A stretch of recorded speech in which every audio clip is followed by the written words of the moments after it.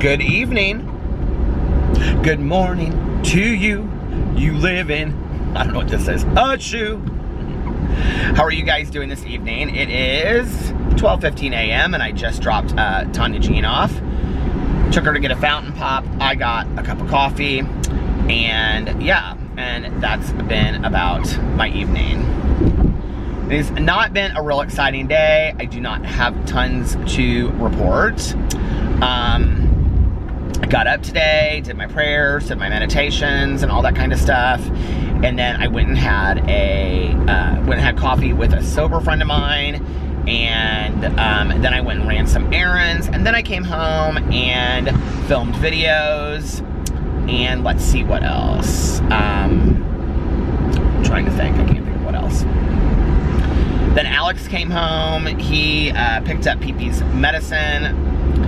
And Pee-Pee's medicines never like run out on the same day. It seems like they're always like a week apart. And so we're trying to kind of get them centered so we can just all pick them all up on the same day. So Alex went and did that. He picked up his meds, and then he came home, and Alex was like, first of all, he was like, I'm so exhausted. Every day he's like, I'm so tired. I don't know what it is about this winter. I'm like, I don't know what it is either, but, and he's like, I don't have any shows to watch tonight. I said, you don't have any shows? He's like, no, I don't know what I'm gonna watch. And I was making my dinner. I have stuck to my diet again now for 2 days. So tonight I had a bunch of the sausages. Oh, I went to the grocery store today and I got a bunch of stuff. And ate my dinner, and I sat there and I said, well, do you care if I watch something? I had like 20 minutes left of the Christmas Chronicles. And he was like, no, not at all. So I was watching the Christmas Chronicles. He was kind of like, he had the phone up like this. He was kind of like watching it out of the corner of his eye, laughing and stuff like that. I bawled my eyes out, you guys, at the end of the Christmas Chronicles. I don't even know why. It's like, I don't know why I got so emotional watching that show, but I did. And just like completely bawled my eyes out at the end of it. So not at the very end, just like, well, something at the end of the Christmas Chronicles happens that if you're kind of like a fan of movies and movie stars, it'll mean a lot to you. Like I was like, oh my God, I love that they did that. But I think it might go by a lot of people. But anyway, I don't want to ruin it for you. So watch the movie, and it's kind of like a little special treat, especially if you like Kurt Russell. So anyway, yeah, that was my day. And then Alex was like, I'm gonna go to bed early, and he came upstairs, and I said, are you going to bed right now? I'll just lay down with you. And he goes, yeah, I'm gonna come to bed in a couple minutes. And then he was downstairs kind of like messing around in the kitchen and stuff. And so I was laying in bed and I fell asleep, and then I guess he watched something downstairs. I asked him and I don't remember what he said, and he came up to bed, and like an hour and a half later, and I was just like waking up. And so then Tanya had texted me and she's like, what you doing? And I said, and then she texted me back. I was like, I just got up, or I texted her back and I said, I just got up. And then she said, hello, is it me you're looking for? That was what she texted me. I said, do you want a fountain? She said, yeah. So I came and got her, and that's been my exciting day today. My husband is off all next week. I'm so excited that we get to spend a whole week together.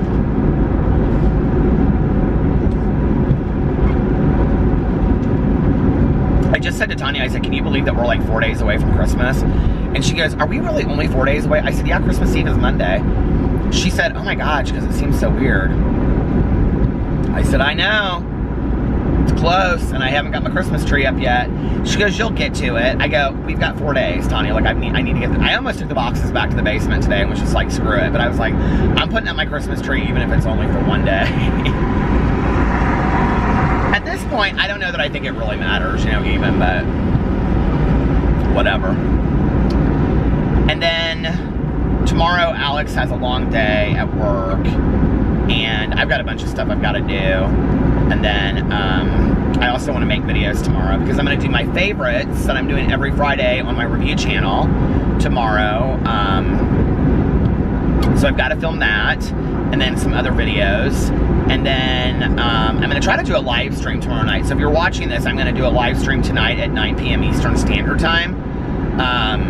Well, I'll try to do it around that time. It might be a little bit later. But tonight, sometime I'm going to do a live stream. I did one the other night and it was fun, so I hadn't done one in a while. And yeah, that was about it. I've got about 3 hours left in my audiobook, The Afterlife of Holly Chase. I really, really like it. It's a really good book. And you wouldn't necessarily have to read it at Christmas time, but it is definitely a Christmas book. I'd like to tell you more about it, but like, to tell you more about it would ruin it in case somebody wants to read it, because it's such a different concept than anything I've read before. So it's kind of like, it would ruin it. Like if I told you like the concept, it would ruin it, you know? I was surprised I didn't wake up today really, really sore. I thought I would wake up and just be like so sore today, but I wasn't. This coffee is kind of making me thirsty for water, and I actually have a bottle of water back there, but I don't know that I can reach it. Tawny and I were singing Christmas carols, and we were talking in, yeah, I can't reach it. We were talking in the gas station. We went to, when we were getting her fountain pop and my coffee, we were talking about, she was like, I miss getting a stocking. I want a stocking. She's like, I said, do you not do stockings anymore? She's like, no. And I said, oh, Tanya, I'm sorry. And I said, my mom was always so nice to me. Like, my mom would always put, like, sometimes I got really nice gifts in my stocking. Like, you know, it was, of course, candy and all that stuff. But then there'd be, like, 1 or 2, like, really nice gifts in the stocking as well. I don't know if your mom ever did that for you. But, and I said, and then always an orange. And Tanya goes, yes, with a peppermint stick. And I go, what? And she goes, we would stick the peppermint stick into the orange, and then we would suck the orange juice from the peppermint stick. I go, that's not even possible, Tanya. Did you just make that up? And she goes, no, I didn't make it up. We used to do that when we were kids.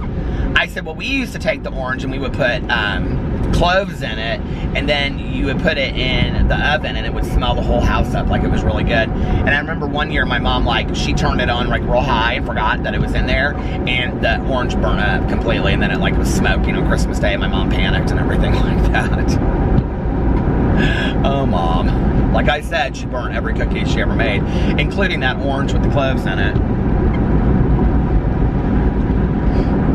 And then she would also put, like, there was something that she would do where she would put spices on the stove, and she would buy, like, it was like apple something, like apple cider spice. It wasn't to drink, but it looked kind of like it was.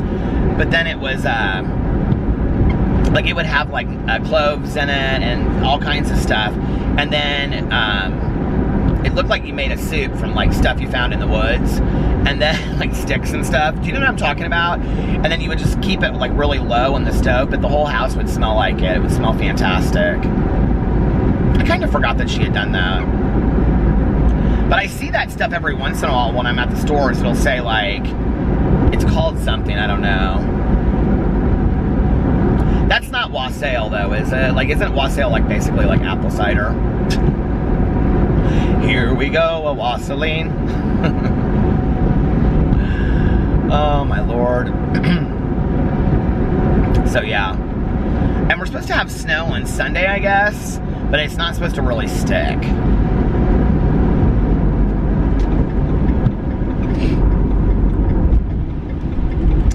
And then that is my week for this week. Just Christmas shopping and hanging out with my husband, and Sunday we'll do brunch, and we'll probably do a little Christmas shopping on Sunday after that. Although he, like, has his whole family all figured out, like, what he's getting them, and we talked about that tonight. I've got to still get Caroline, Mike and David something. Oh, I had something figured out for, oh, I know. I want to get my cousin Caroline a candle from Anthropologie, I think. And Anthropologie, when we went in there the other night, they were having a great sale. And their sale stuff never looks like it's on sale. So I think I'm going to get her that. Then I'm going to get Mike some kind of tool. And then David, I'm going to get, like, some kind of, like, band t-shirt or something, because he loves all that. And yeah, so that's about that. So Sunday will be real relaxing. And then Monday is Christmas Eve. And Tuesday's Christmas. And it is what it is. So, you know.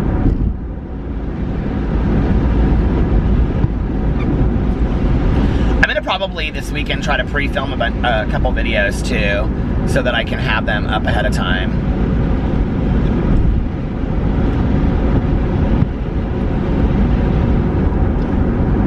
If you didn't hear me mention on it before, Alex and I are going to we're starting a couples Instagram. I'm excited about it. It's gonna be fun. And we already got quite a few followers on it. We don't have any pictures posted on there. Alex goes, how is that even possible? I said, I don't know, I just announced it in my videos and people were really nice and they started following it already. So if you're one of the people out there that followed the Instagram, thank you, I really appreciate it. But I wanted to start it on the day that we do our Q&A. So I think I'll see if he'll film the Q&A this weekend, and then I'll save that Q&A for Christmas, probably Christmas Day to post. Christmas Eve or Christmas Day, I don't know, we'll see. And then, and then that will be the day that we start, because I'm going to announce it on there and say that we're starting a couple's Instagram. So we're going to come up with some kind of, plus I think Christmas Day, to kind of like remember that was the day that we started it, would be kind of cute. So we're going to do some kind of picture. We'll take it this weekend and I'll let him edit it and all that kind of stuff, and it'll be fun. I'm excited about it. So we'll do the Q&A sometime this weekend. So if you're watching this and you follow me on Instagram, on my Instagram story, I'll probably do it tomorrow. I'll say that we're gonna do a Q&A and I'll have questions over there. So if you wanna ask a question, just go to my Instagram story and then you can like type in whatever question you wanna type in. I'll leave a place on there. I've done this 2 previous times, so I have all those questions too, but I'm gonna do it again. Yeah, that'll be fun. And then I don't know what else.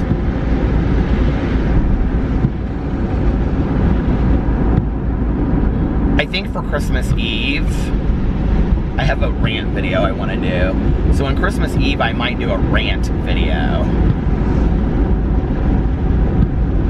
We don't really have anything to do on Christmas Day after we go to my cousin Caroline's. I don't know if we'll go over to Alex's brothers or not. Like, I'm sure they'll just kind of be like hanging low and not doing a whole lot. So I'm sure we probably will go over there later.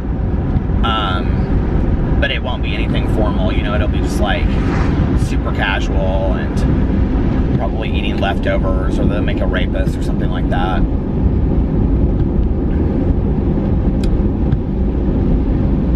That's what I kind of love about the holidays.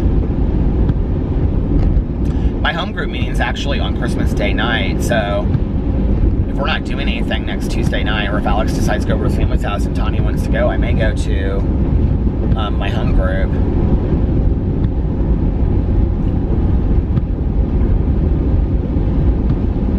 I like always in early sobriety went to meetings on holidays, always. And the last couple years I've gotten kind of away from it. The first year that I came back after not going to meetings for a while, I went to meetings. On Christmas I didn't, but that was like when my aunt was still alive, and we would, you know, we had a lot more to do and all that kind of stuff.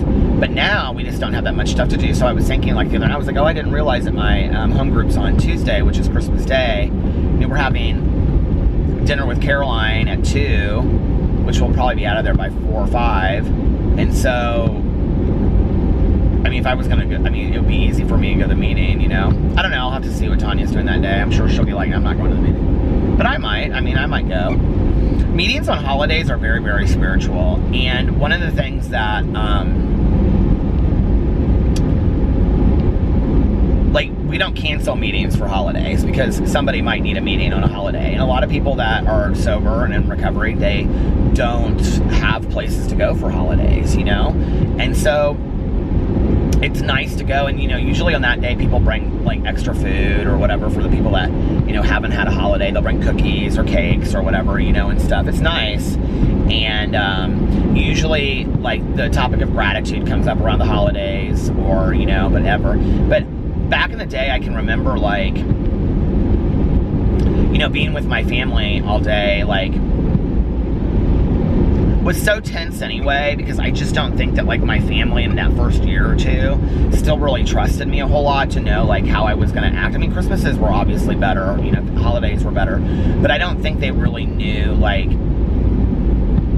know what I mean? Like, it's one thing to like, I'm not talking about my mom and my dad, I'm talking about my extended family. It's one thing to you know, hear that Peter's sober. It's another thing to see me twice a year, 3 times a year, and really trust that that's true, if that makes sense, you know? So they didn't really know till they saw me in person, like, they could, like, tell a change, you know what I mean? And so, I think that first 2 years, holidays were pretty tense. Like, they were pretty kind of uncomfortable.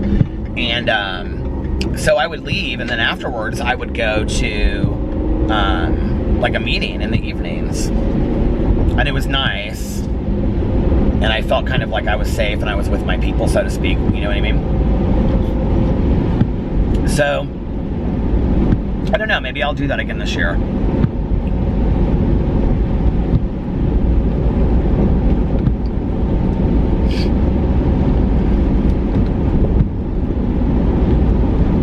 I was driving by this church the other day that's by our house. It's like this really, really pretty church, and it's like a non-denominational church. And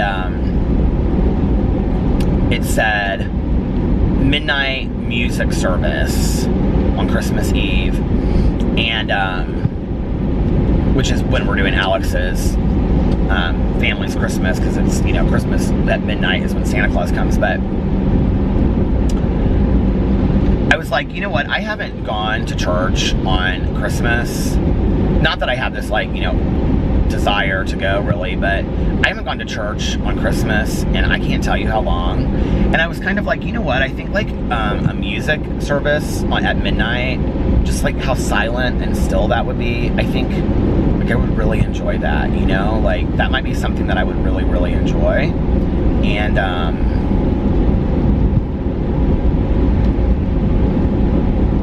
I don't know, so I was kind of even thinking on Christmas Eve, like, looking in the paper and seeing if there was an earlier service, like, sometime in the afternoon that was just, like, a music service during the day that I could just, like, go to and just sit in a church, you know, for an hour and just listen to the music. I think that would be kind of good meditation for my soul a little bit. And not because I'm a religious person, because I'm not, but just to be in the stillness of that and the hymns and listening to the music and stuff, I think, you know, would be kind of nice. I do love to listen to, you know, like, Christmas hymns and things like that. I think they're pretty.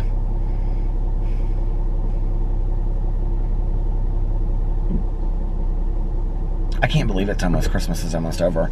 I feel like I've been talking about Christmas on here forever, like, seriously. And what's crazy is I started listening to Christmas music on Sirius Radio, Channel 70. It was on before Thanksgiving. And so, I mean, I've been literally listening to Christmas music for over a month now. I'm kind of Christmas music'd out. Honestly, like, tonight I was getting ready for, I was listening to the Ultra Music Festival put out their lineup. And so I was listening to some Marshmello tonight in the car, and I was kind of dancing out a little bit. And then I was like, well, you've only got 4 more days of Christmas, so you might as well listen to Christmas music. Because I'm not somebody that the day after Christmas will be listening to Christmas music. I just won't. It's just not my thing, you know? My mom loved Christmas music back in the day. My dad did too, and they had all the albums, and they would play the albums, you know, and my favorite album was the John Denver and the Muppets Christmas. I actually have the CD somewhere. I don't think I have it in my car, unless I didn't take it out last year, so I know I don't. But that's like one of my favorite CDs of life. I love it. Well, not favorite CDs of life, but one of my favorite Christmas CDs. I'm trying to think of what some of my other favorite Christmas CDs are. I feel like there's like a Sarah McLachlan one that I really like too. I either have my windows on defrost and it gets really hot in here, or I don't have them on defrost and they're fogging up. They're driving me crazy tonight.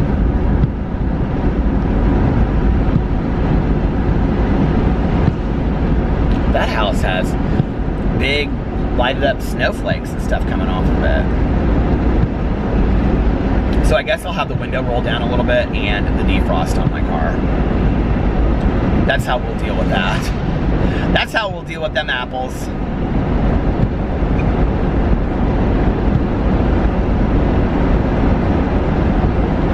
I am excited though that Caroline invited us over to her house for Christmas because, you know, like last year we didn't do anything together with her for Christmas, and it felt like, you know, which was fine, and, you know, I understand why, because, you know, she didn't want to, and her dad was sick and stuff like that, but, and we could have hosted Christmas. Our place is just really, really small to have a bunch of people over for like a holiday or Christmas or dinner party. We've done it before. It's just, it's a lot, because we just don't have a lot of room, so it's kind of like people are sitting on top of each other, and, but now, like, when Christmas Eve is over, you know, it's like back in the day, we would always have like Christmas Day to go over to like my aunts or my cousins or whatever. Well, then last year we didn't do anything, and so it was kind of sad. It was kind of like, okay, well, we just have Christmas Eve, then when we wake up, it didn't feel like Christmas Day. I don't know if that makes any sense. It just didn't feel like Christmas Day, because we didn't really, you know, have anything to do on Christmas Day, so we just kind of slept in and we exchanged presents, and then, hey, let's, you know, I don't remember if we even went over to his mom's house last year for Christmas Day. I'm sure we probably did at some point in the day, but I don't remember, because I mean, their whole Christmas is all on Christmas Eve, so we don't do, you know, Christmas on Christmas Day, and so it's kind of like, well, it's over, you know. And so this year I'm excited, because it's like, well, we'll get to wake up on Christmas Day, and then we'll, you know, get to look forward to going over to Caroline's house. So I'm excited about that. It'll be really Christmassy. When I was growing up, Christmas Eve, well, we had it at my aunt's house until my mom put the car in the ditch, and then we started having it at my mom's house. So we would do Christmas Eve at one house and Christmas Day at the other house. And my grandma used to always stay with us when we did Christmas Day. She would stay with us anyway, and then, like, I think that's interesting looking back. I don't know why she never stayed at my aunt and uncle's house. I have no idea. But she always stayed with us. Maybe it was because my mom was single. And then, you know, she would cook the turkey and all that kind of stuff. And then, unless that accident was close to when my grandma died, but I don't think that's the case. I don't really remember, honestly. So anyway, she would, like, I would get up on Christmas Day morning, and my grandma, who smoked about 2 to 3 packs a day, Salem Lights, she'd be down in the kitchen at like 3:30, 4 o'clock in the morning starting the turkey, because my grandma was a fantastic cook, and she'd be like starting the turkey, and I'd like be upstairs like, oh my God, did Santa come? And I would hear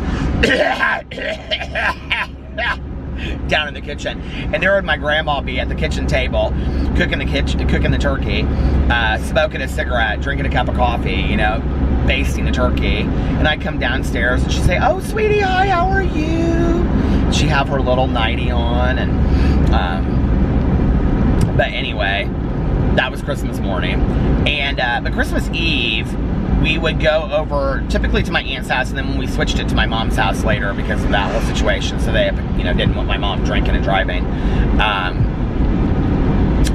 But we would have like a very elegant like Christmas dinner. Like it would start at like 6, 7, and there's sometimes we would sit around for like an hour and a half, and all the adults would, you know, have like what do you call it, cocktails, and then there'd be a formal sit-down dinner, and that would be, you know, like, I don't know, like 8 to 9 or something, and then like friends would come over, like they would have like, you know, basically Christmas Eve cocktail parties. It's gonna stop, hold on. Okay, it's like so hot up here from the heat.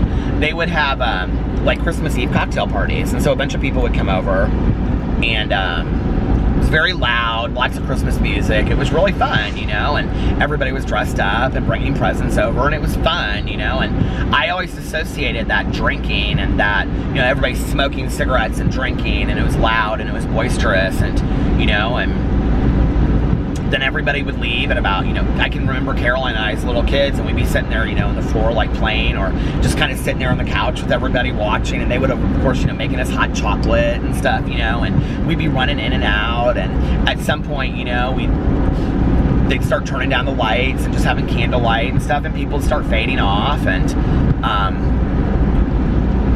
it wasn't sad, it wasn't, I don't look at those memories as being these drunken brawls, you know, of like alcoholism. I remember them as being magical. You know, I really do. And I think to some degree that's like growing up as a child of an alcoholic, you turn these moments into these like magical moments. But I look back on those Christmas Eves, honest to God, right now with 24 years of sobriety, I look back on those Christmas Eves and they're just magical. I can remember like one year being at my aunt's house for Christmas Eve, and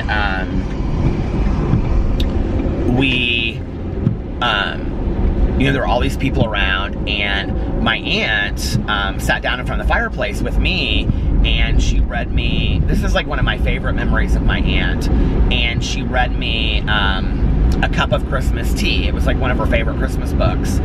And all these people sat around and were just listening to my aunt read this book to me, and everybody's sitting there, and people are, it was just, they were magical Christmas Eves, candles lit everywhere. And I remember my aunt had this glass table in her living room, and my aunt, just everything always looked beautiful anyway, but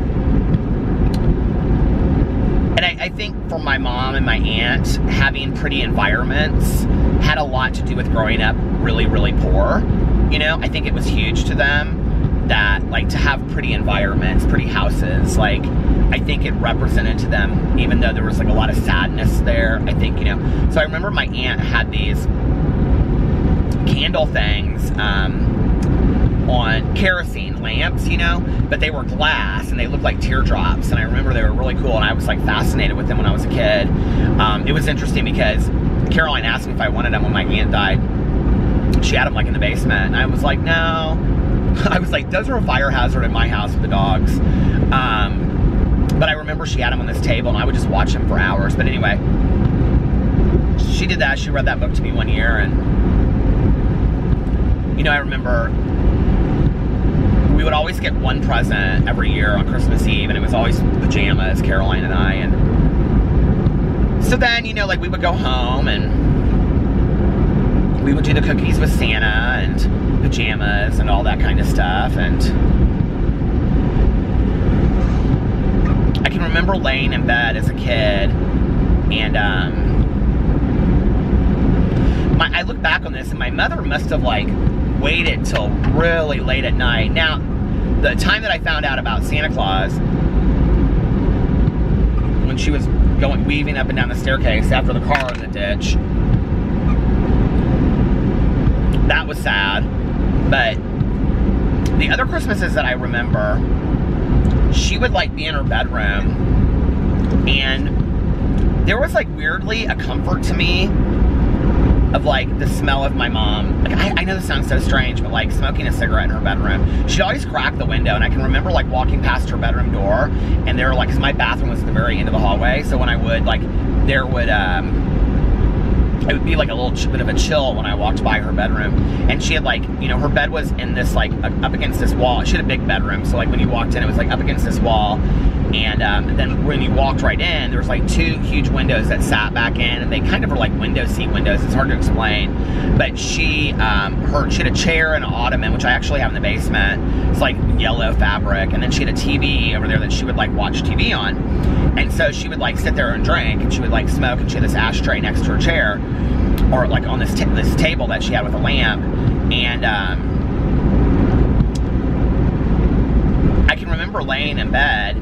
And I used to, back in the day, listen to these radio shows like Fibber, McGee, and Molly and all this kind of stuff. So, like, I would listen to one of those before. They had, like, the Christmas shows, the Fibber, McGee, and Molly Christmas show, or, it was like these radio tapes back in the day. I don't know if you've ever heard of them, but, and I would listen to one, and then after she put me to bed, and we would talk about Santa and do the cookies and everything, then I can remember her in there, and she would watch, my mother loved, like, the Midnight Mass at the Vatican. And it's usually on really late, I think. And so she would watch it, and I think they actually air it here at midnight. So she would watch it, and I can remember hearing it, and there was something that was so comforting to me about listening to that. And then I would just kind of fall asleep in the middle of all of that,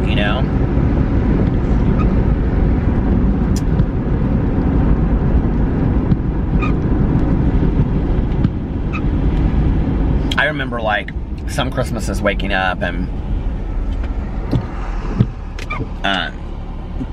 my mom was so good with, I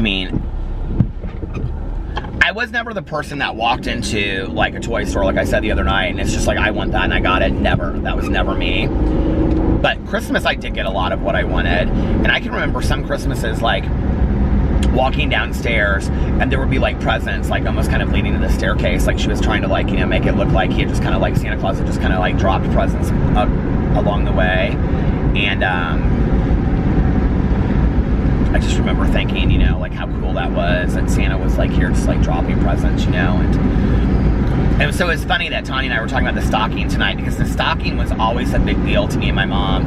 And I actually had this hand-knit stocking that somebody made for me. I can't remember who, but it was like a friend of my mom's or somebody's that made it for me. And,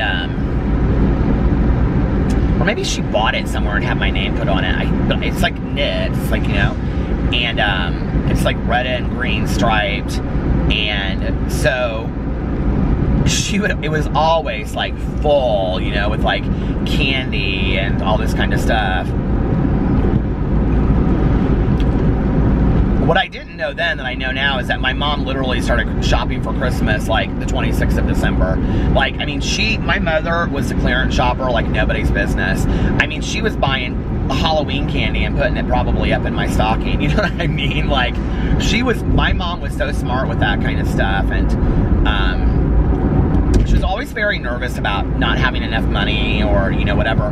But, like, she was very smart when it came to, like, clearance shopping and spending money on certain things and not spending them on others. There's people in here, they have a white Christmas tree outside their house, and it's absolutely beautifully lit. So anyway, I mean, she was very smart with that kind of stuff.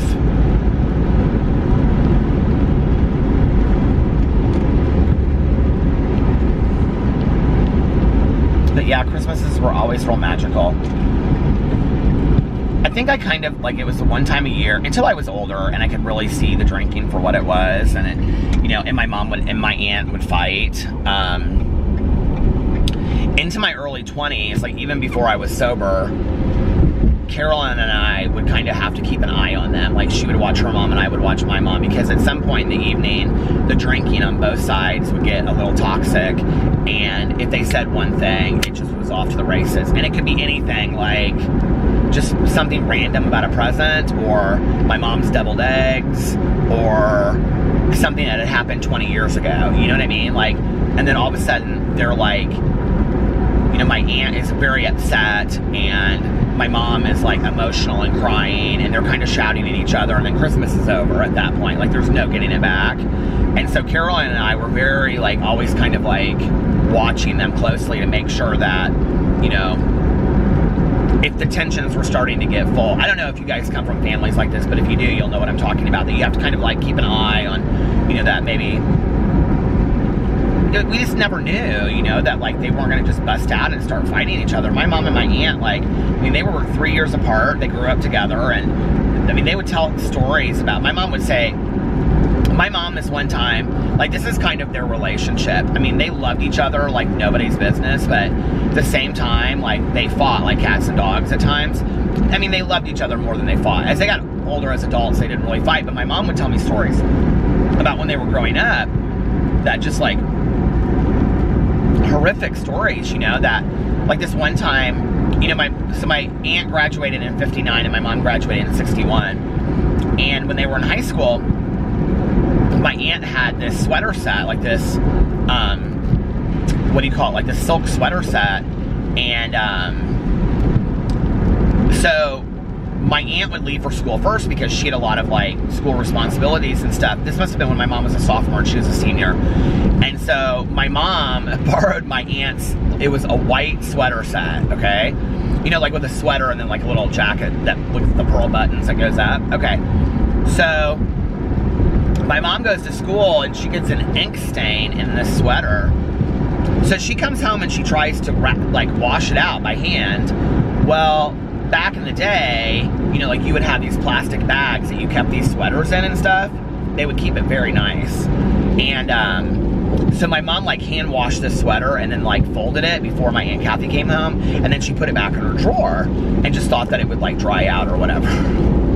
Well, my aunt, think this is how the whole story went. My aunt, like, it was like a week later. My mom had totally forgotten about it, right? And my aunt went in there, and, like, the sweater had, like, shrunk because, like, wet silk apparently shrinks. It had shrunk to the size of, like, a baby doll, like, sweater. And so my mom is, like, watching TV with, like, my grandma and her stepdad. And, like, my aunt comes, she's like, ah! And she's, like, screaming, and she's, like, on my mom's back, like, scratching at her back. And, like, my mom said that, like, my grandma went crazy and was like, what is going on? And she was, like, holding this sweater. And she was like, oh, my God, don't ever touch my clothes again and whatever. And I guess I don't really understand it on some level because I don't have siblings. So, like, I don't know what that's all about, you know? But, like, Alex has told stories that, like, he and Carlos had some fights like that back in the day, like, when they were growing up, that they had some, like, horrific fights. So, I don't know, you know? Is that siblings? Christmas tree back here is so gorgeous. It's huge. I don't even know how they get all the lights on it. But, I don't know. Is that siblings, you know? Sometimes I wonder. And, you know, like, Carlos and Fufu and Alex and Fufu never fought like that. But I also think it's because of the age difference, you know?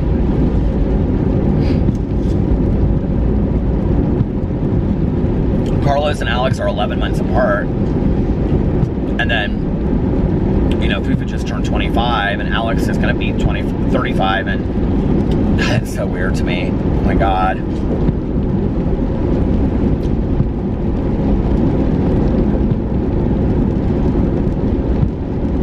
So weird how time flies. It really is.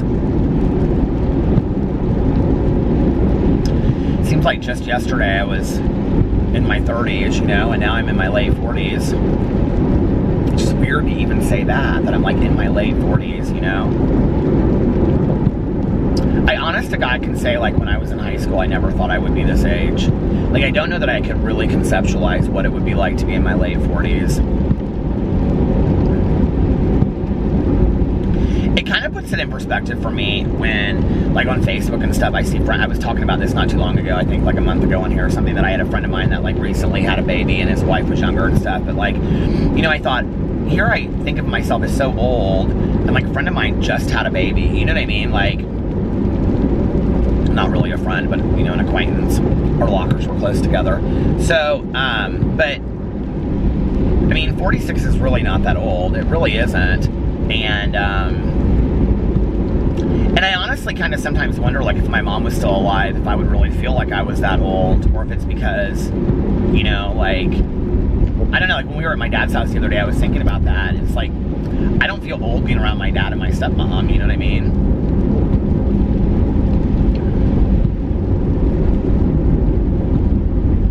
Aging's kind of this really weird thing that you really don't really understand until you've been through it. And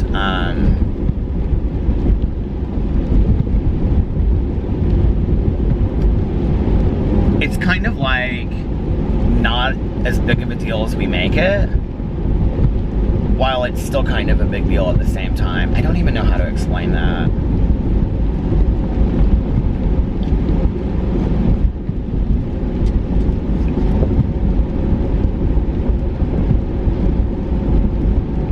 It's like,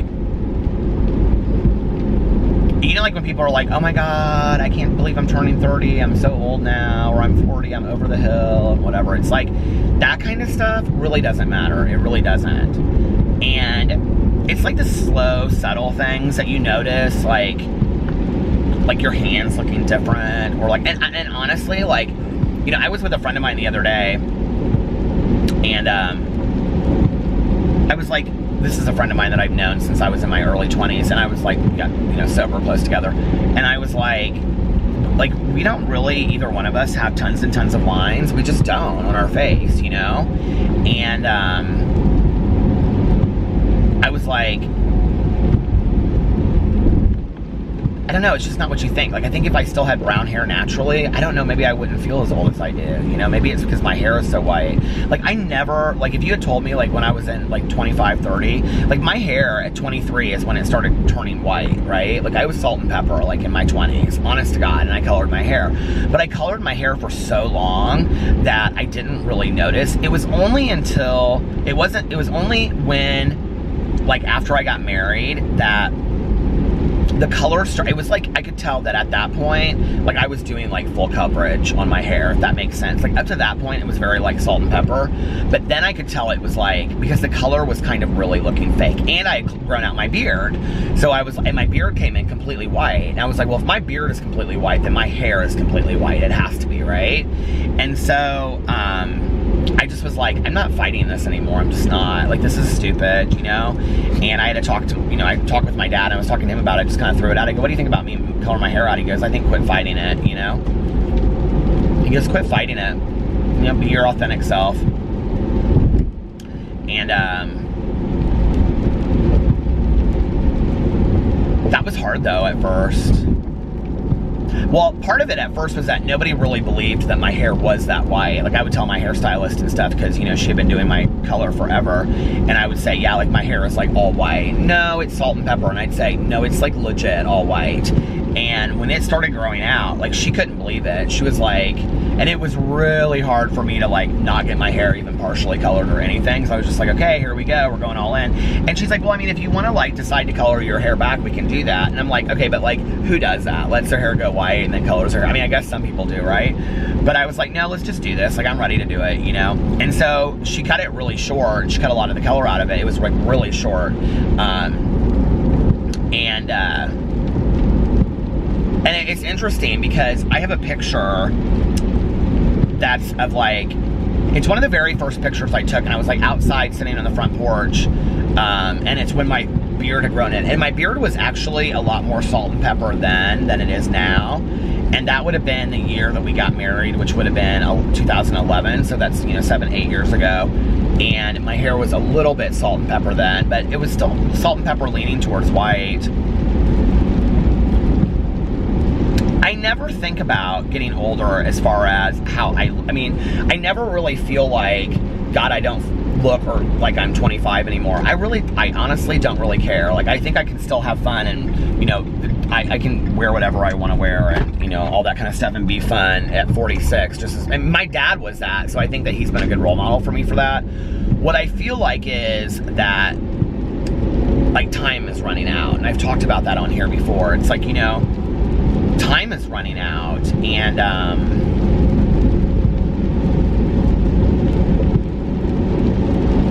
it's not even so much like, although I have to tell you something that happened this week. It's interesting that time is running out, and not so much that, like, I think I'm going to be gone in a year, which I might, who knows, you know, but it's more about the fact that, like, as you get older, it's like you aren't able to do some of the same things, you know? Although, it was last year or the year before, I can't remember, but Alex and I saw this gay couple, maybe it was both years, I don't remember, I'll have to ask him, this gay couple at Ultra, and they were, like, they were easily in their 70s, and they were, like, dancing and stuff. It was really cute. So, I mean, who says that age has to stop anything, you know? I had mentioned on here something about Clint Eastwood, and Clint Eastwood being, like, 74, and all these people were like, no, he's 88, and yada, yada, yada. And so I went and I was, like, reading this article about Clint Eastwood, and Clint Eastwood is vegan, and it's interesting because there's, like, articles that say he's not, and there's articles where he quotes saying that he eats an almost all vegan diet, and he attributes much of his health and the way he looks and his energy to a vegan diet, which I was like, okay, well, that just helped me wanting to stick firmer to a vegetarian diet right there, okay? He was talking about how he eats, like, mostly fruits and vegetables and things like that. And I was like, okay, well, that's where I'm going in the beginning of the year. I'm trying to get more into the fruits and vegetables area of all of this. And like we talked about, I don't understand macros versus micros and all that kind of stuff, but my trainer's going to explain it to me. So, But I was like, he does not look 88. I mean, he looks older, but he does not look 88. And my God, he's still acting in movies. Let's just be for real, right? And so I was thinking about that. Or like Richard Gere is a lot older too, you know? And he's just having, I think he had a baby like a year or two ago, you know? And all these people, and it's like, they are late in life living great lives, living, you know, in these extraordinary lives. And so it's possible. And I want to live every moment of my life just to have like this extraordinary life right up to the very end. I want that, you know?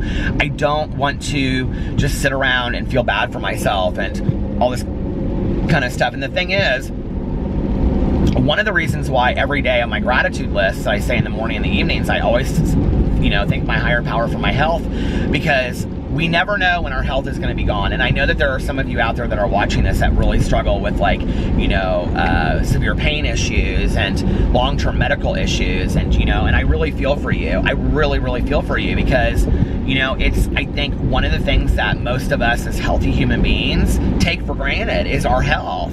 You don't realize what it's like to wake up feeling healthy every day until you no longer have that, you know?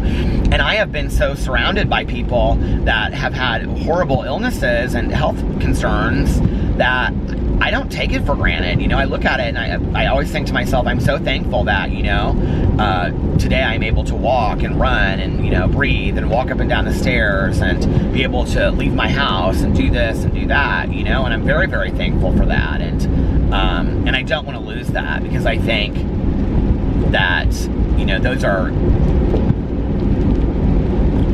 I don't know, like, I just think it's really important to be that grateful for my health, which is such a gift, you know?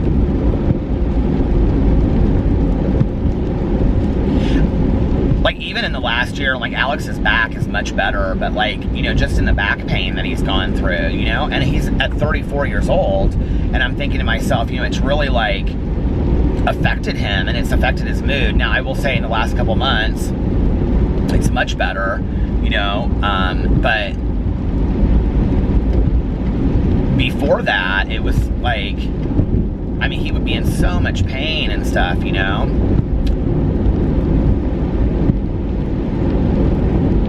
I've had so many friends of mine and family members of mine that just have chronic pain issues and chronic illnesses, and it just breaks my heart, you know? Especially when you want to get better and you're willing to do anything to get better, and there really aren't any, like, viable solutions, you know? I think, I can't imagine being in that. So if that's who you are in this situation, I want you to know I love you and I feel for you. I just can't imagine. Oh, it's gonna stop, hold on. Okay. But anyway, just to kind of close that out. And then, you know, I always feel really bad for people too, especially around the holidays, that have chronic illnesses, because it's like, you know, just like seeing my aunt go through with what she went through, you know, with lung disease and stuff. It's like, she wanted to feel better so bad, and she wanted to be able to participate and, you know, just be able to have fun with everybody, and she just couldn't, you know? And she just felt like, I think, just trapped by this disease, you know? And I could just see it in her that, you know, she wanted to be able to participate and have fun and engage in the conversation, and she just couldn't, you know, she just literally couldn't. And I don't know, just so sad.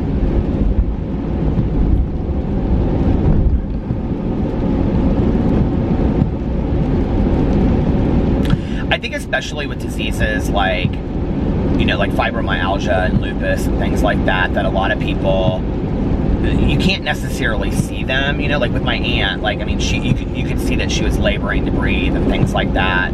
But like with a lot of diseases, you know, that are chronic illnesses where you can't really see them.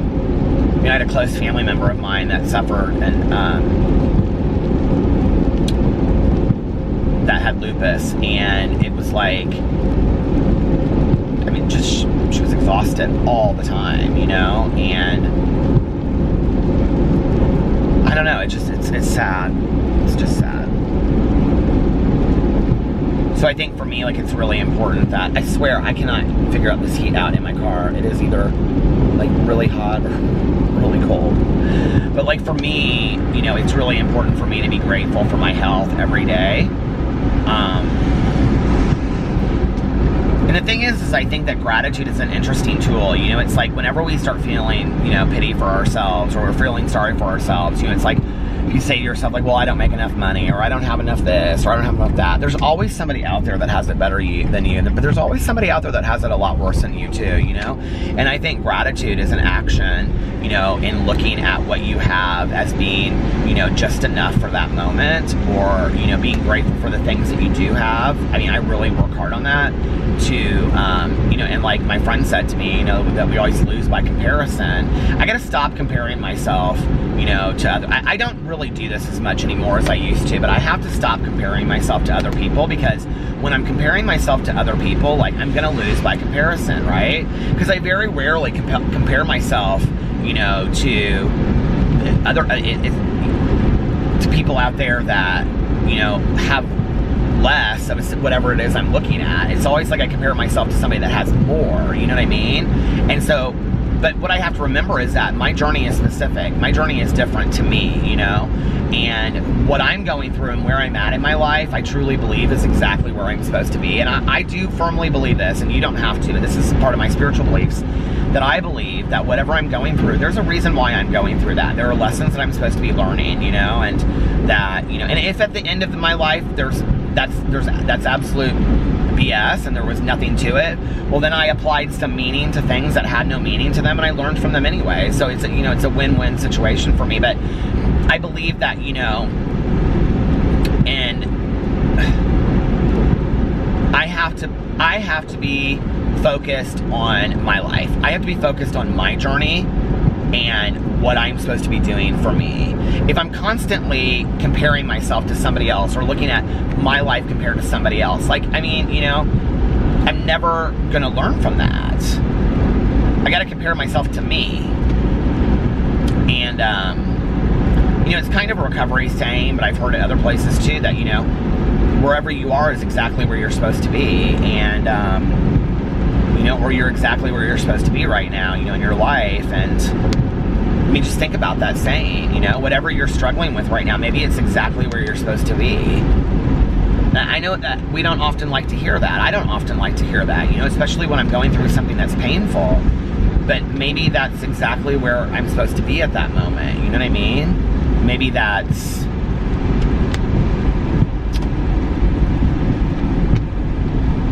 maybe there's lessons I'm supposed to be learning, you know? I don't know. And I like to look for the lessons today. I like to look at my life and see, like, well, what do I believe I'm supposed to be learning from this? And, you know, what's the greater meaning if there is something to it, you know? And sometimes it's kind of, you know, relaxing of my mind and soul to tell myself, Peter, you're exactly where you're supposed to be.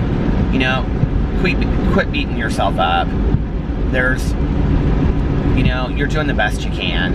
I don't think we tell ourselves that enough. You know, I really, really don't. You know, it's interesting that, like, one of the things I say on here that resonates with a lot of people is when I say, you're gonna be just okay. Like, you're gonna be okay, right? Well, you are. You're gonna be okay. You're gonna be okay until you die. And then that moment we die, we're gone. So it's like, you know what I mean? But, like, yes, shit's gonna happen. Horrible things are gonna happen to us in our lives, but fantastic things are gonna happen to us in our lives too, you know? And you're gonna be okay. Or you're gonna have moments that are okay. And,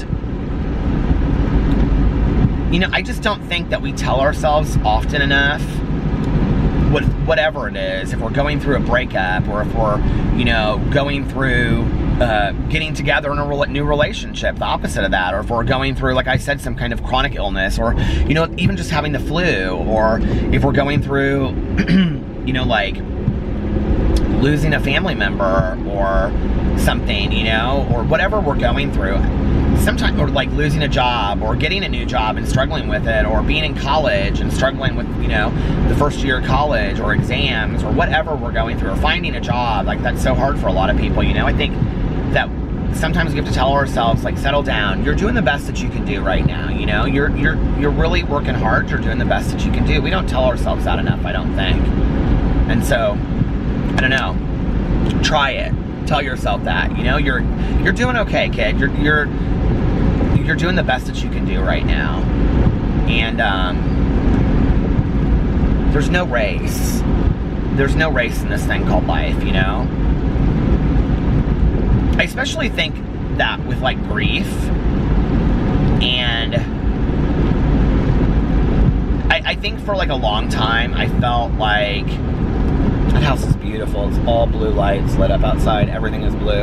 I think for a long time I felt like I should feel a certain way by a certain time, when what I realized was there was no race, you know?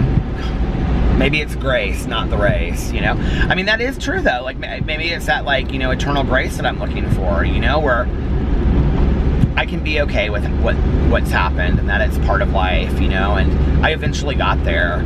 But it's not about hurrying through it, or not identifying my feelings, or feeling like, well, you know, they lost their parent 2 years ago and I lost my parent 10 years ago and I should be, you know what I mean? Like, I think we do that a lot with whatever, you know? Especially, like, with breakups, I think sometimes, you know? Like, have you ever heard that saying where people say, it takes twice as long to get over somebody as takes twice as long to get over somebody as you were with them. So, like, if you were with somebody for 2 years, it's going to take you 4 years to get over them. I don't believe that to be true. I don't believe that to be true, not whatsoever. And I don't know who came up with that, but I think it's crap. And I don't know that I ever, to some degree, want to be over the person, if that makes sense. Do I want to have healthy closure with that relationship and be able to move through it and have new healthy relationships? Yes, that's what I want. Do I want to remember that relationship with fondness? Or if it was an unhealthy relationship, to remember my leaving with fondness or the closure with fondness? Yes, that's what I want in my life. I want to see it for what it was, and I want to be able to move, you know, through it and have it be part of my life. I don't want to avoid the memory and act like it didn't mean anything. I don't want to act like it didn't matter. I want to learn from it and grow from it. But I don't want to stay stuck in it for years and years either, you know?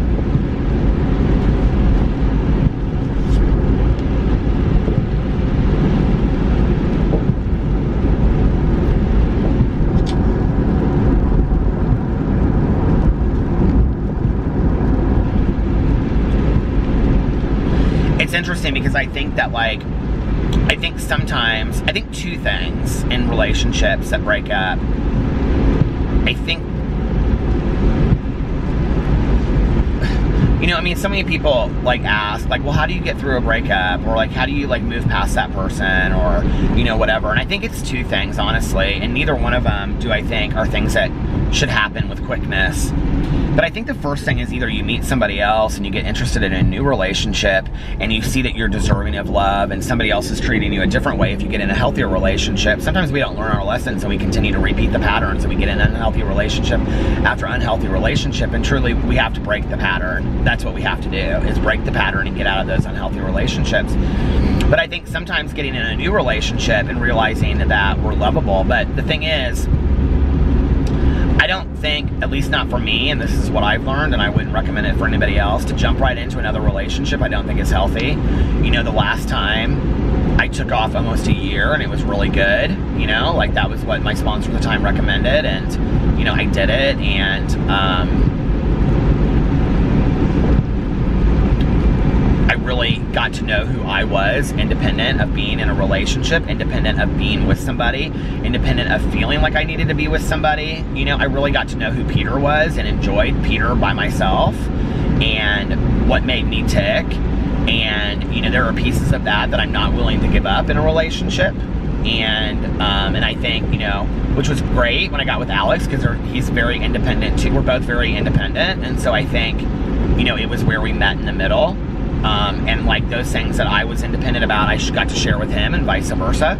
But I don't think rushing into a relationship helps anything. But I do think that once you've worked on yourself and you've taken some time. And what I mean by that is to really look at what your part was in that relationship ending, you know?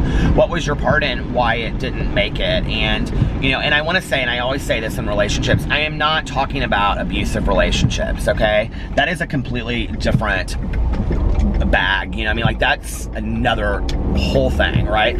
I'm talking about rather healthy relationships that are unhealthy because of just maybe how we treat each other in them, or we just way past state our welcome and the relationship's just not working. It just isn't. That's what I'm talking about, okay? But, you know, I think that when we get out of those relationships and then we take 6 months to a year to ourselves to, you know, be with our friends, do things that we enjoy, start working out again, read books that we like to read, listen to music, you know, really get to know who we are again, because when we're in relationships, we change as people. So we need to reintroduce ourselves to ourselves, you know? And then after that, what you've learned is, A, that you love yourself a little bit more, and if you don't end up in another relationship, then you're fine with that to some degree, because it's like, well, you know what, like, I'm fine on my own because I love myself. And if you do get in another relationship, then you actually have something to give, you know? And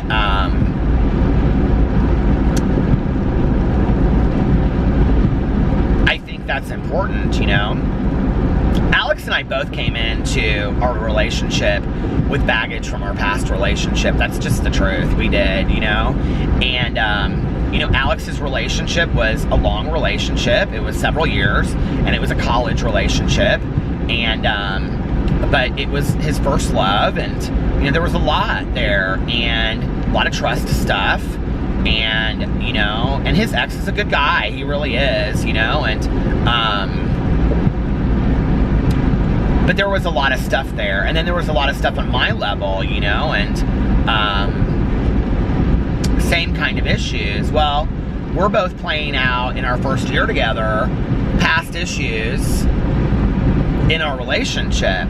The one saving grace was that Alex and I had learned from our past relationships that not talking about that stuff is the biggest killer of a relationship. So we were talking about it, you know, and he would say, I know I'm bringing this into this relationship. Like, I know this is why I'm acting this way. And I would say the same thing. And, you know, what's interesting is that, like, in our couples counseling, like, I wouldn't say we still have that same baggage that we had 10 years ago, but I would say that that ability to talk to one another openly and being willing to listen to the other person is something, is a language that we cultivated early in our relationship, you know? And, you know, very much like being able to, you know, say, like, well, this is why I'm doing it. I know that I'm acting a certain way because of this past relationship. And the reality is, whether people want to admit it or not, we, all of us, bring baggage from past relationships into new relationships. We always do. You know, whether it's a friendship, whether it's going into a new job environment, we all bring baggage from past situations and past relationships. We just do, you know? Because as human beings, we've learned, well, this is what happened. This is the lesson I learned, and we think that's what the lesson's gonna always be, right? When what we realize is that every person that we're friends with, every person that we're in a romantic relationship with, every organization that we work with, every supervisor that we have is completely different. And that relationship is different than the last one that we had, and we can't compare them. But I think we want to, because then we think, okay, well, I'm not gonna fall down this again. I'm not gonna get hurt again. I'm not gonna allow myself to get hurt again. I'm gonna be smarter this time. I'm gonna be wiser this time. And before it happens to me, ... But I don't want to live my life like that. Like, I don't want to live my life, you know, constantly being afraid that I'm going to get screwed over again. Like, I just don't, okay? Like, life is too short. I don't want to live my life constantly being on guard about the next person that's going to screw me over. That is no way to live your life, okay? That is called paranoia. And, you know, I understand that there are people out there that are like, everybody's going to screw you over, everybody this, fine. Okay, if that's your attitude, I get that. And the reality is, there's a lot of people out there that will screw you over. There will.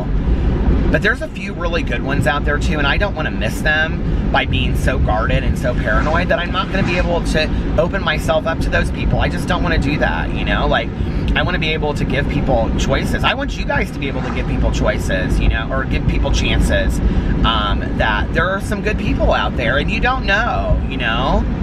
It's very easy to become jaded by people.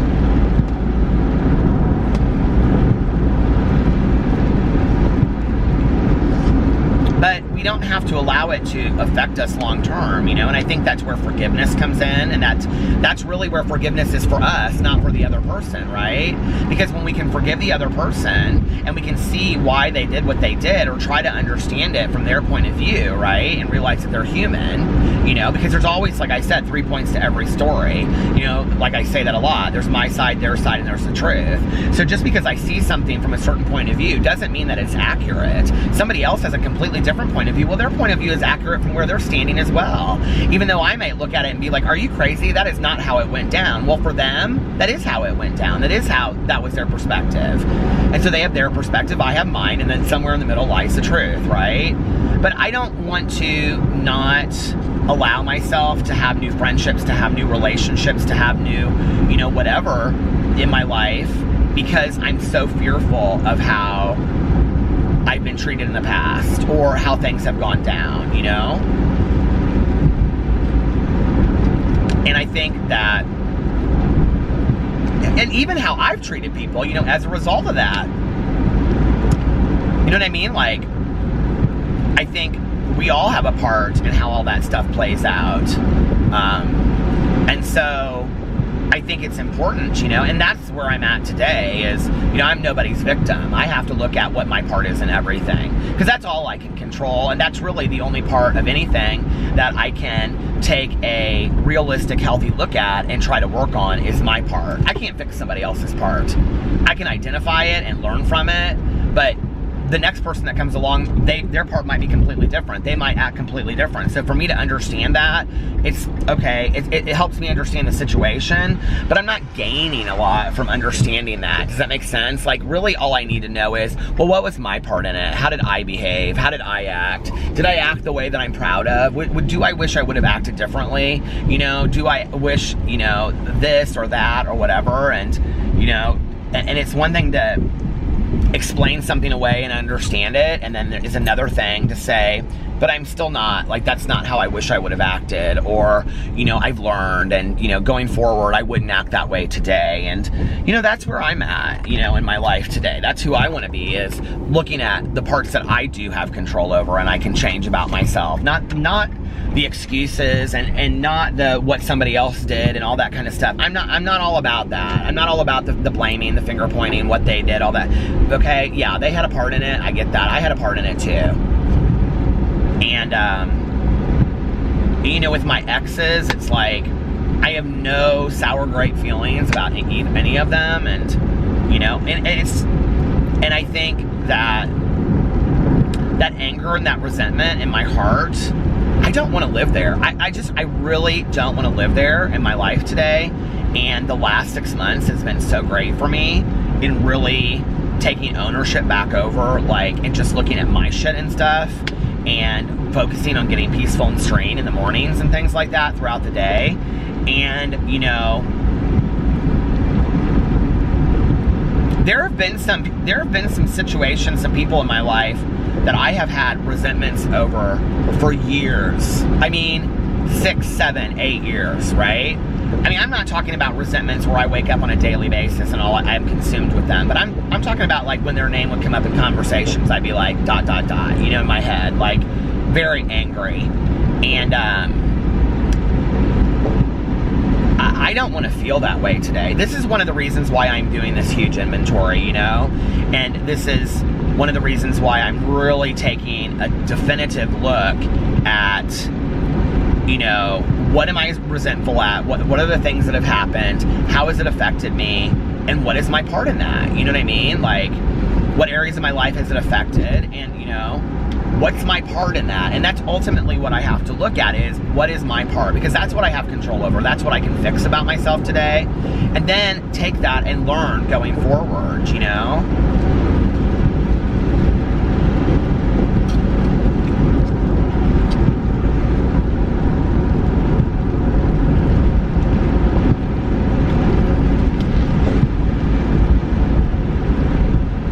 You know, I think, like, I said in a video on I think it was my Peterisms video the other day. I don't know what video it was in, actually, but I said that I do believe that people can change that quick, and I've said that before. I think some people never change. I really do. You know, and I think some people are tested and change over time. And I talked about how when I walked into the hospital room, you know, the night that my mom passed away, that when I walked in there, when I walked out, I was a changed person. But if you look at it from an owning your part, okay, that when I walked into that room, I don't know that I really had, I really do not know that I had a concept of the fragility of life and how, the brevity of life, okay? I don't know that I really understood it until I was standing over my mother and she was not there anymore. And I think that what happened to me in that moment was almost kind of like, it was kind of like an inventory, so to speak, which I think my mother would love that I'm saying that because she was so hardcore recovery. But I really do. Like, I think it was me taking an inventory of my life and looking at my life and saying, okay, you know what? Like, you're not doing anything with your life at this point. You're not doing anything that you're excited about. You're not living passionately. You're not living the life that you want to live. And sitting right in front of you is an example, okay, of how short life is. Go out there, live your life, right? Like, learn from this. But I think I had to take an inventory of where I was at, and then I think I had to look at my part in that, and my part was that it was my responsibility that I wasn't living the life that I was wanting to live. It was my responsibility that I wasn't living passionately at that time, you know? And so when I left that room, yes, I had taken inventory of who I was as a person. I had taken a look at my part and what I needed to do, putting action on that going forward. That is how change occurs in people. That is how change has occurred in me, is when I take a look at a situation and I don't finger point and I don't say yes but they this and they that and they this, but I look at it and I go, what is my part in this? Okay, this is how I feel overall about the situation. This is how I feel emotionally and how it affected me. But now let me take a look at what my part is. Going to stop. Hold on. This camera is so hot. It is literally sitting right on top of the heater. But let me look at my part in that and see what I need to do to change that, okay? And I don't have to sing that from the mountaintops. Nobody ever may know that besides me and maybe my sponsor. You know what I mean? That processes that with me. We may be the only two people in my higher power that ever know, you know, what my part is in that and what I need to do differently.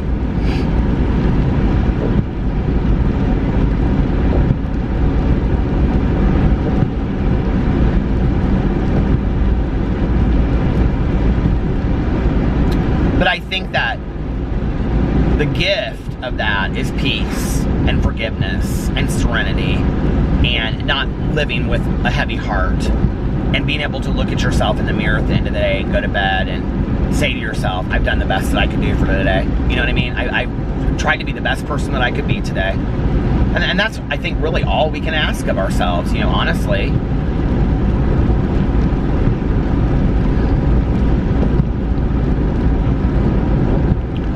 And when I do an inventory at the end of the night, you know, there's a lot of things that I fall very, very short on, you know? And those are things I need to remember the next day and work on. The things that I've fallen short on are the things that the next day I need to take a look at and say, you know what, I'm going to work on this tomorrow, and I'm going to get up in the morning and it's a new day and not beat myself up that I fell short and I wasn't the greatest, you know, person yesterday. That, you know, hey, okay, I'm human, I make mistakes. I'm going to learn from those mistakes and I'm going to inventory it and I'm going to see what my part is in that and carry it forward. And that's a gift, you know, like that is really, really, truly a gift.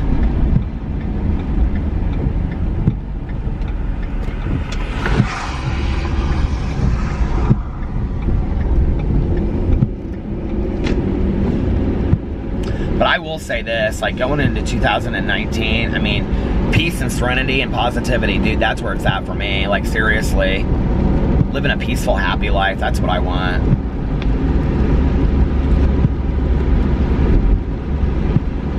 I don't want to live in the past anymore either. Tanya and I were talking about that, you know. I think that,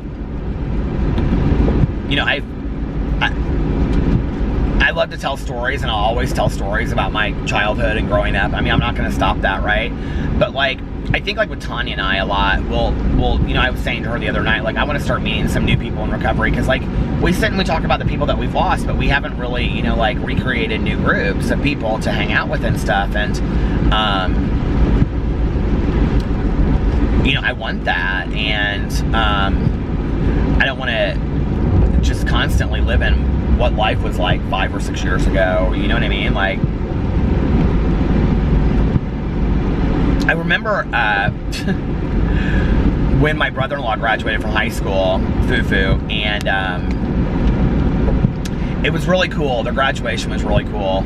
So every year that the high school that he went to, the graduating class would decide on a charity that they were going to donate to. And the charity they donated to was shoes for children that didn't have shoes. And I can't remember what the organization was called, but that was what the charity was. And so they all donated, like, I think it was like 40 or 50 bucks, like the price of a pair of shoes or something like that.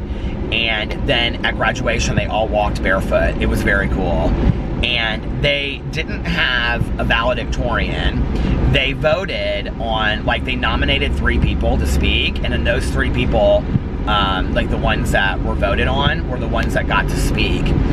And the girl that gave, like, the valedictorian speech at the end gave such a phenomenal speech, you know, and she said that it was just so beautiful how she said it. And she said, you know, and I'm sitting there with tears in my eyes, you know, to graduate. Listen, I can't go to a graduation, a wedding, a funeral, nothing without crying. I cry at concerts.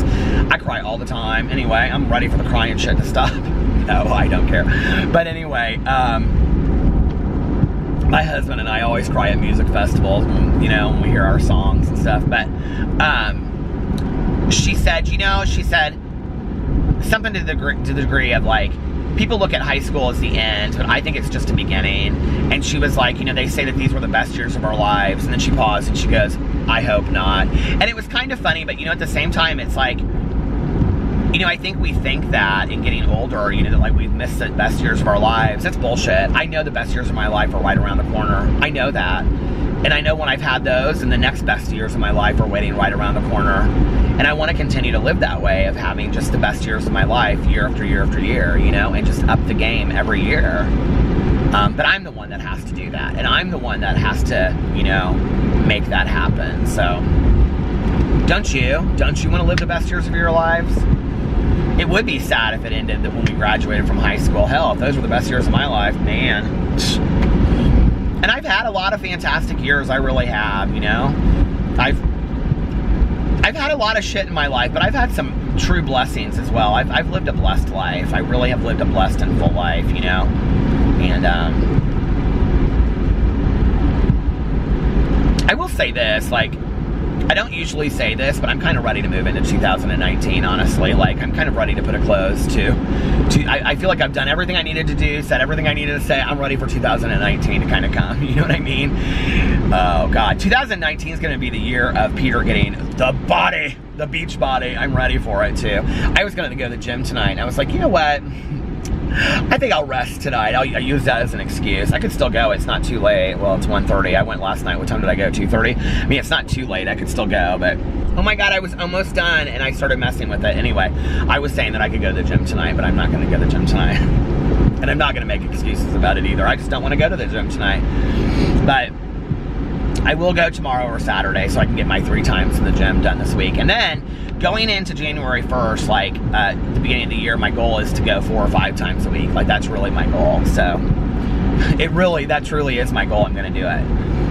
And yeah. So anyway, are you guys ready for Christmas? Are you all done? If you haven't seen the Christmas Chronicles on Netflix, watch it. It's really adorable. It's cute. If you're sappy like me, it's kind of a tearjerker. I cried at the end, so. Anyway, I'm going to get off here now and listen to a little bit of my audiobook before I go to bed. I love you guys, and I will see you tomorrow. Bye.